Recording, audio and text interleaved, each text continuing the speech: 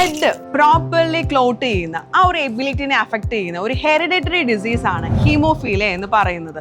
Haemophilia അതായത് നമ്മുടെ രക്തം ശരിയായ രീതിയിൽ ക്ലോട്ട് ചെയ്യാത്ത ഒരു അവസ്ഥ.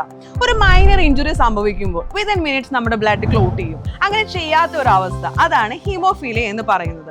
അതായത് ബ്ലഡിന്റെ ക്ലോട്ടിംഗ് പ്രോട്ടീൻസ് മിസ്സാവുന്നു. ഒരു മൈനർ ഇഞ്ചുറിക്ക് ശേഷം അവിടെ എക്സസീവ് ആയിട്ടുണ്ട് ബ്ലീഡിങ്ങിന് കാരണമാകുന്നു.